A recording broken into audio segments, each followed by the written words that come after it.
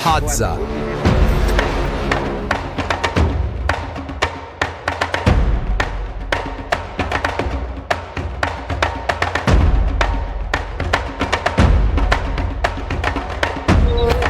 The last remaining primitive tribe, surviving by hunting with bows and arrows, just as humanity's ancestors lived thousands of years ago, amidst the harsh savanna desert, where danger lurks behind every bush. Life here revolves around hunting rock rats, antelopes, and baboons, a form of survival so pure it is astonishing. Muddy water is drunk directly. Their food is honey and larvae, sometimes even meat mixed with animal dung. On this journey, I will be part of the tribe, witnessing firsthand how they live.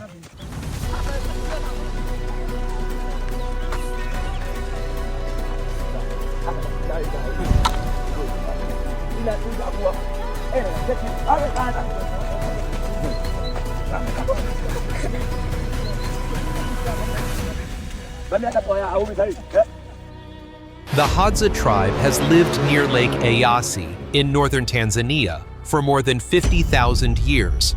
It was only about 150 years ago that they began to have contact with the modern world.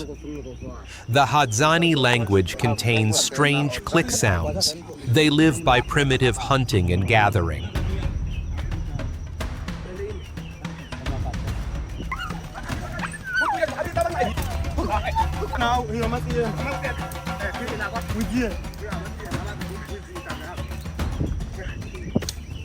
In their hunting expeditions, the Hadza people fear most the black mamba snake, one of the most venomous snakes in the world, extremely poisonous, and a human will die immediately if unfortunately bitten.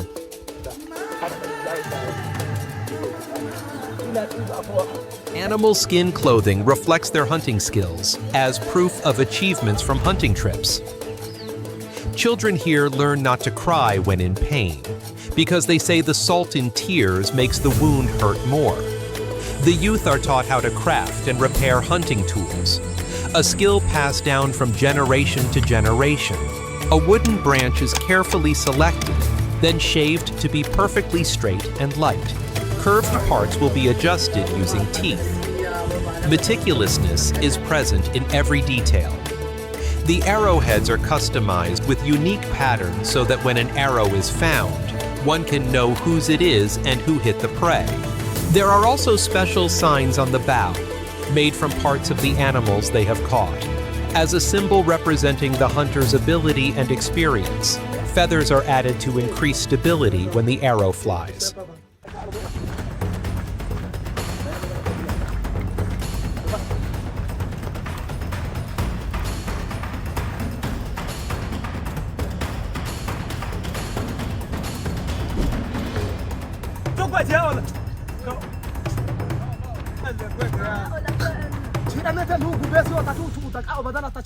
Hunters often go together with a pack of hounds. They bring bows, daggers, and both poisoned and non-poisoned arrows. They split up in many directions, and the dogs also scatter to search everywhere, using a surrounding tactic to cover a wide area. This increases the chances of detecting prey. Humans have to compete with the dogs because they will eat the prey once they catch it. Hunters often track their prey by following footprints, scratch marks, and signs left in the bushes. Hunting when it's rainy is difficult because the animals hide in their caves or shelters.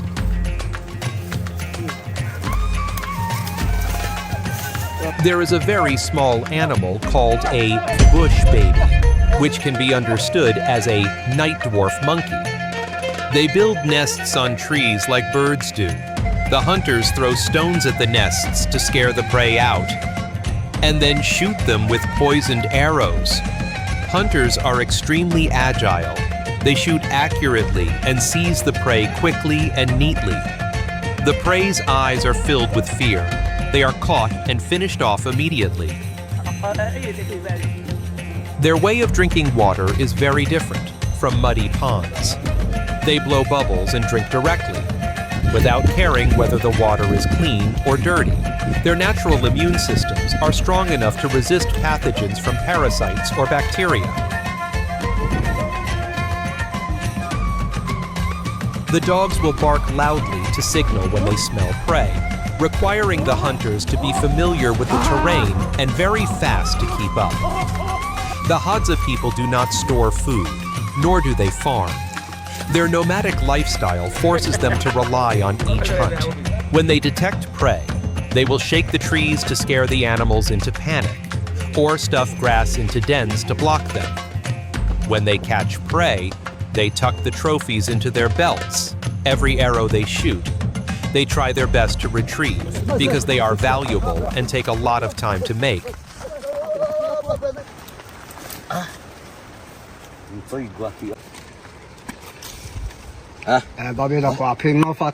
Great caution is required because many plants are very sharp, which can cut the skin and tear clothing.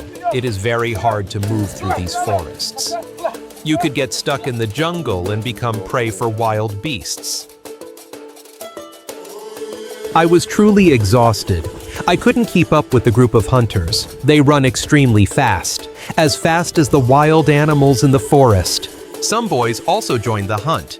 Their small bodies can slip through the rock crevices with the dogs to find mongooses. They don't miss any crevice. They beat the prey to death or bite the neck with their mouths to finish them off right after catching, so they can quickly move on to new targets. Very decisive and ruthless. In the past 50 years, the Hadza Tribe has lost up to 90% of their land due to other tribes deforesting and driving wild animals away for farming. The shrinking forest area and animal population threaten their survival-based lifestyle.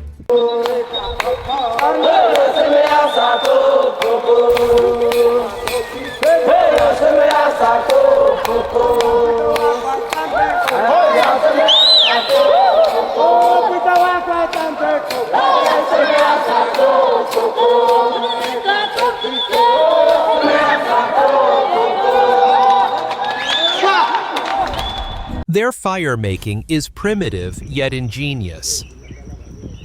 By rapidly twirling a wooden arrow shaft, within a minute flames rise from small embers without modern tools. They also smoke a herb resembling tobacco, believed to sharpen eyesight and bring luck on hunts. You may judge their lifestyle, but this is the only way they know, the way human ancestors once lived. The long hunting trips are truly exhausting. One hunter said the best part of baboon meat is the belly. The rest is given to dogs, their loyal companions. They eat from feet to bones. Nothing is wasted. Even soft bones are crunched. The sense of sharing prey earned through such effort is special. Rock rat meat, honestly, is quite tough. In their free time, they make new arrows to replace those lost in hunts. Each Hadza tribe has about 30 members. Life expectancy is only about 32, largely due to high infant mortality. Each woman bears an average of 4 children, but only 1 or 2 survive. It's truly heartbreaking.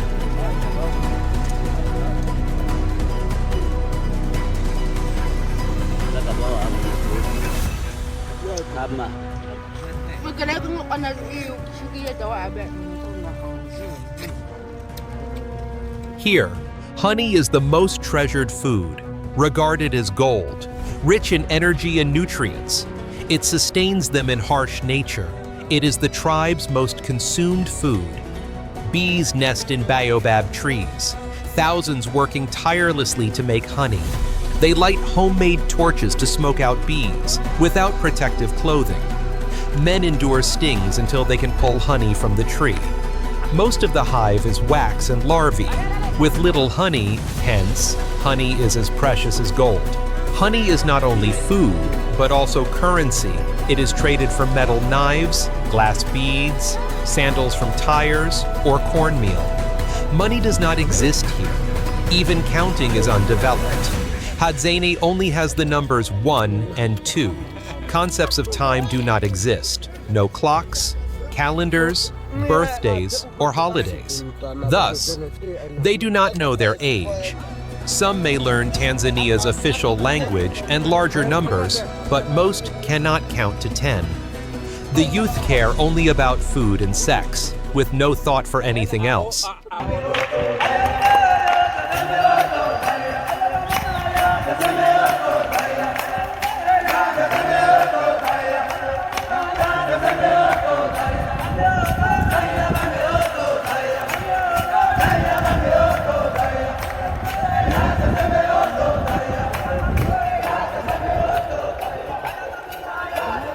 The tribe begins big hunts at 4 a.m., usually targeting antelopes and baboons. Some men stay behind to make arrow poison. They gather swamp water, hunting whatever they find to eat, even snails. In the past, when elders grew weak, descendants would hunt a large animal, share its meat in a farewell feast, and abandon them to die. Today, they still share food and care for elders, proof of evolving kinship, which I find beautiful. Desert rose is used to make arrow poison. Branches are cut, boiled in water, foam skimmed, residue removed, then boiled again until thick.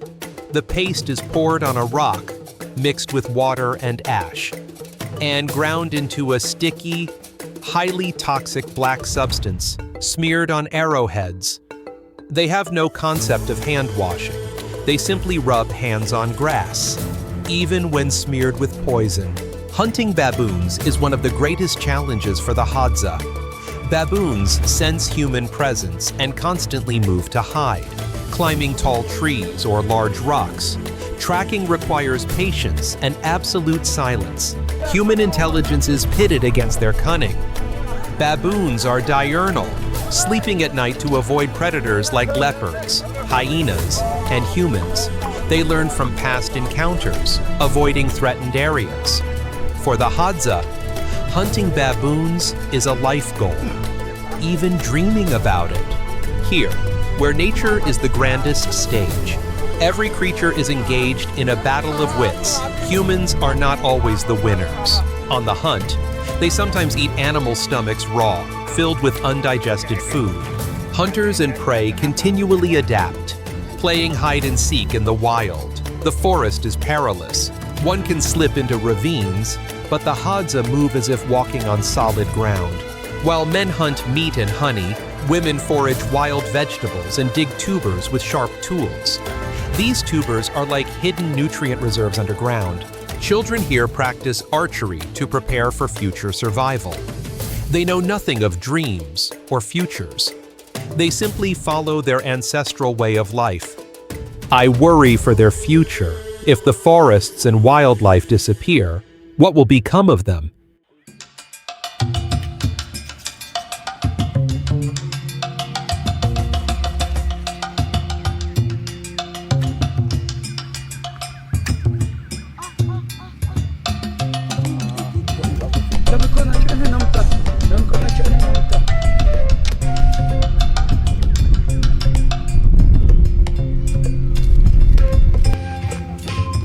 Not missing from here. Oh! The Hadza have no permanent homes. They live in temporary huts made of branches and palm leaves, lasting only days or weeks before moving. They live in small groups, 20 to 30 people, flexible in splitting or joining. Their huts are crude and simple. Branches are bent and woven into frames, reinforced into birdcage-like structures. The base is wrapped with wild aloe, roofs covered with leaves and grass, decorated with white flowers as blessings. A new home can be built in just a few hours, a gift for a small family. One of the most unique traits of the Hadza lifestyle is non-accumulation. They do not hoard food or possessions. They take only what is needed for a day or a few meals, never storing meat, roots, or food. They also lack the concept of personal property. Most tools and food are shared.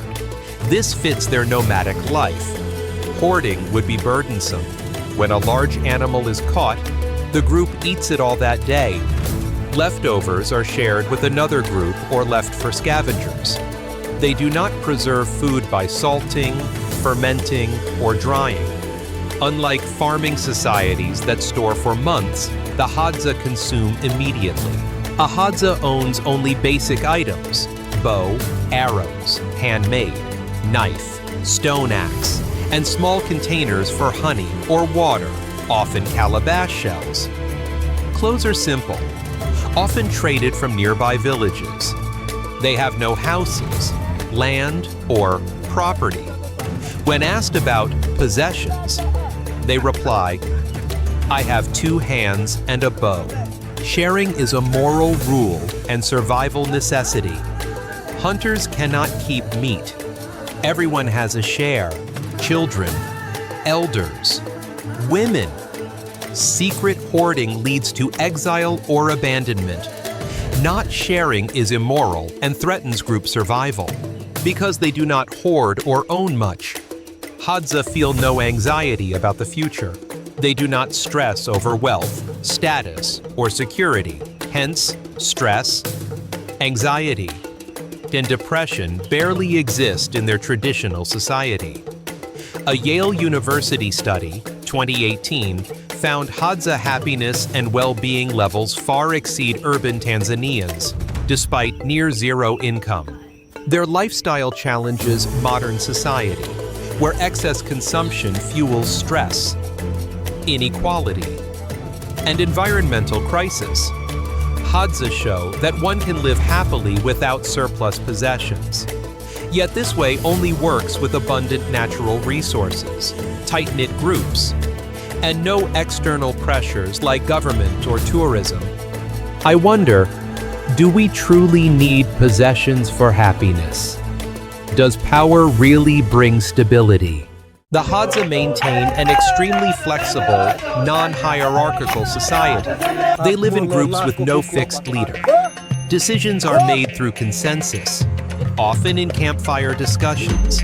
If irreconcilable disagreements arise, the group peacefully splits, with dissenters forming a new camp. This decentralized model helps them adapt and remain stable. Gender equality is strikingly evident. Women and men have equal voices in decision-making.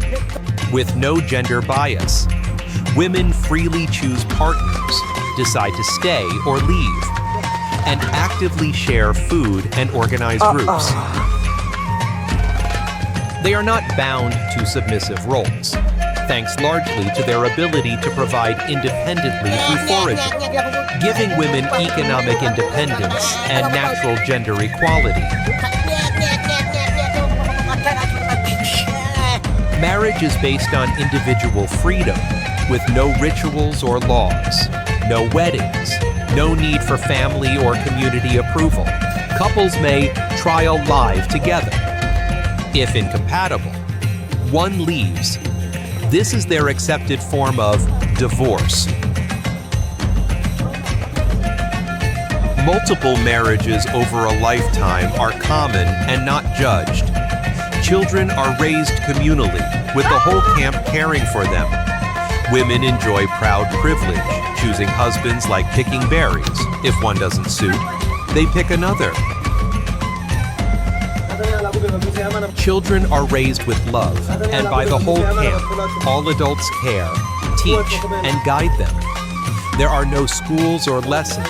Survival skills, morals, and social interactions are taught through daily life. Children are respected, rarely punished, and encouraged to freely explore. Breastfeeding lasts 2 to 3 years, with mothers supporting each other. Hadza society is also highly mobile. Camps move with seasons and resources. Anyone can freely enter or leave, with no rules. This mobility prevents prolonged conflict, territorial disputes, and power struggles common in settled societies. Hadza spirituality is inseparable from identity, reflecting their deep bond with nature. Unlike agricultural or urban societies, Hadza have no organized religion, temples, scriptures, or clergy. Their belief system is oral, spontaneous, and rooted in millennia of living with nature.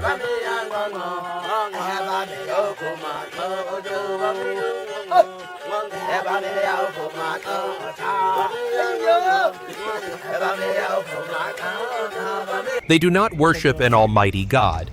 Instead, they believe in ancestral spirits, natural entities like the sun, moon, wind, fire, totem animals, and invisible forces. He's still alive. One key figure is Hain, Still freaking alive. the original ancestor spirit who passed hunting and gathering knowledge. They believe spirits of the dead return to dwell in their lands. So ancestral burial grounds are deeply respected. Beliefs are expressed through storytelling, singing, dancing, and moon-gazing around campfires. Small rituals mark events like eclipses, droughts, or big hunts. These gatherings reaffirm ties to nature and ancestors. Anyone can lead rituals, no fixed shamans. Storytelling traditions preserve culture, teaching morals, courage, and survival.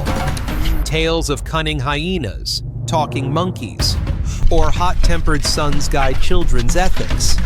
They also believe in cosmic balance, that nature punishes overuse or disrespect with predator attacks, droughts, or failed hunts. Thus, they do not overhunt or destroy hives. This eco-spirituality shows deep ecological respect. Though lacking temples or doctrine, Hadza spirituality pervades all life. Practical spirituality where gratitude and respect bind people to nature. Their spiritual life is rich, showing how primitive societies can live harmoniously with the natural world, something modern societies are losing.